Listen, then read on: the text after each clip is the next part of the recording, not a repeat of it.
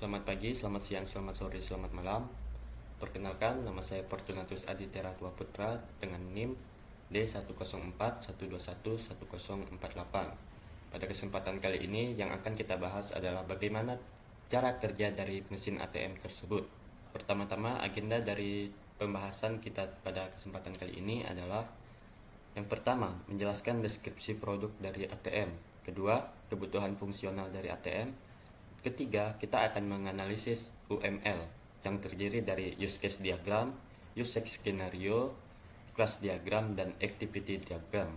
Baiklah, kita masuk ke pembahasan. Yang pertama akan kita bahas adalah deskripsi produk dari ATM. ATM merupakan sebuah mesin elektronik yang memberikan pelayanan secara otomatis kepada nasabah. Dalam hal ini, fungsi ATM adalah menyediakan pelayanan mandiri sehingga nasabah dapat melakukan penarikan uang atau transaksi non-tunai lainnya seperti transfer uang, pembayaran, dan masih banyak lagi transaksi lainnya yang bisa dilakukan tanpa melalui teller sehingga akan menghemat waktu. Kemudian, jenis-jenis ATM. Yang pertama ada ATM tarik tunai dan yang kedua ada ATM setor tarik.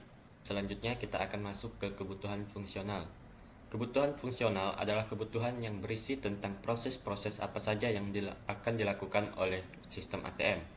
Pada kebutuhan fungsional ATM akan disajikan proses yang lengkap, jelas, dan dapat memberikan informasi kepada user, serta dapat melakukan apa yang diperintahkan oleh user, seperti transfer uang, cek saldo, penarikan uang, dan pembayaran.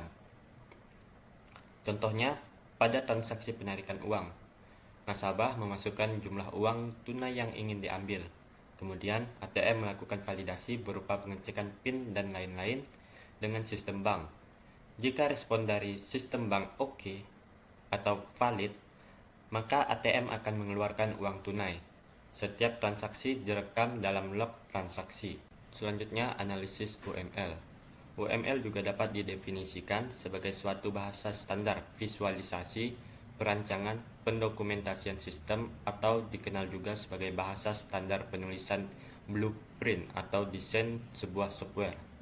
UML diharapkan mampu mempermudah pengembangan perangkat lunak serta memenuhi semua kebutuhan pengguna dengan efektif, lengkap, dan tepat. Hal itu termasuk faktor scalability atau kemampuan sistem untuk menangani penambahan beban, robustness atau kemampuan mentolerir gangguan atau tidak terpengaruh oleh gangguan, security atau keamanan, dan sebagainya. Contoh dari UML adalah use case diagram atau diagram yang menggambarkan hubungan sistem dan aktor.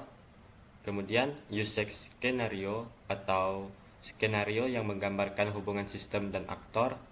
Class diagram atau diagram yang menggambarkan struktur sebuah sistem pemrograman, dan juga activity diagram atau diagram yang dapat memodelkan proses-proses yang terjadi pada sebuah sistem. Pertama-tama kita akan membahas use case diagram. Use case diagram adalah satu jenis dari UML yang menggambarkan hubungan interaksi antara sistem dan aktor. Use case diagram dapat digunakan untuk memperoleh kebutuhan sistem dan memahami bagaimana sistem seharusnya bekerja. Di sini, yang bekerja sebagai aktor adalah customer dan teknisi ATM, dan bank bekerja sebagai sistem, yang mana saat customer melakukan pengecekan saldo, bank akan memberikan respon. Begitupun saat penarikan uang, penyetoran uang, dan transfer. Serta pada saat teknisi ATM melakukan pemeliharaan atau perbaikan pada mesin ATM, maka bank sebagai sistem akan memberikan respon. Selanjutnya kita akan masuk ke usage skenario pada saat penarikan uang di ATM. Di sini dapat dilihat aksi aktor dan reaksi sistem. Yang pertama adalah skenario normal, berhasil transaksi dan menampilkan saldo. Yang pertama, aktor memasukkan kartu ATM, kemudian sistem bereaksi menampilkan pilihan bahasa, kemudian aktor memilih bahasa, kemudian sistem menampilkan layar permintaan nomor PIN ATM, aktor memasukkan PIN ATM, kemudian sistem menampilkan info pembaruan kartu ATM untuk mengubah dari berbasis magnetic strip menjadi berbasis chip. Kemudian aktor memilih pilihan. Kemudian reaksi sistem adalah menampilkan jumlah penarikan dan pilihan lainnya. Kemudian aktor memilih nominal penarikan. Reaksi sistem menampilkan pilihan cetak transaksi ya atau tidak. Kemudian aktor memilih salah satu. Kemudian reaksi sistem adalah memproses dan mengecek PIN apakah benar atau salah. Kemudian sistem mengeluarkan kartu ATM struk penarikan uang sebesar nominal yang telah dipilih. Kemudian aktor mengambil kartu ATM struk penarikan dan uang sebesar nominal yang telah dipilih. Kemudian skenario kedua atau skenario alternatif jika PIN ATM salah kemudian benar. Untuk skenario pertama sampai skenario ke-12 sama dengan skenario normal.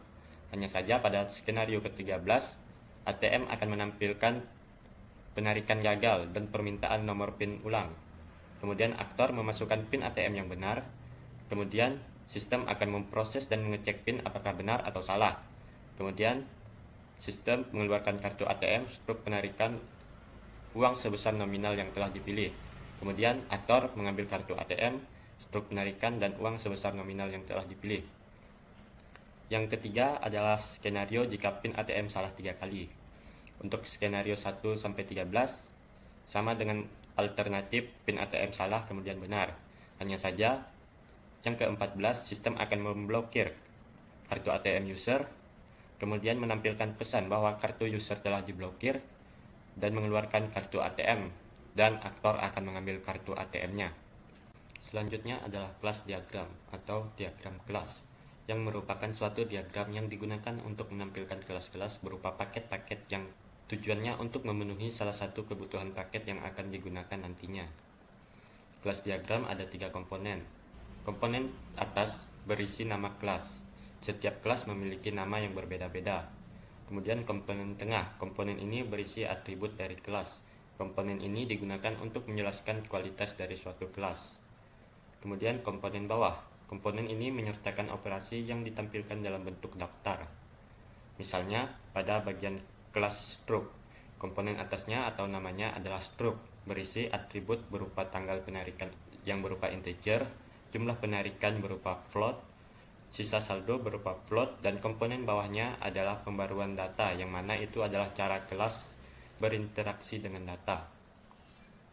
Kemudian hubungan antar kelas ada 3. Yang pertama, agregasi adalah hubungan antara dua kelas di mana salah satu kelas merupakan bagian dari kelas lain, tetapi dua kelas ini dapat terdiri masing-masing. Contohnya, mesin ATM dengan bank dan mesin ATM dengan struk. Kedua, ada asosiasi. Asosiasi dapat diartikan sebagai hubungan antara dua kelas yang bersifat statis. Biasanya menjelaskan kelas yang memiliki atribut tambahan seperti kelas lain. Contohnya bank dan nasabah. Kemudian pewarisan. Dapat disebut juga generalization dalam kelas diagram adalah suatu kemampuan untuk mewarisi seluruh atribut dan metode dari kelas asalnya.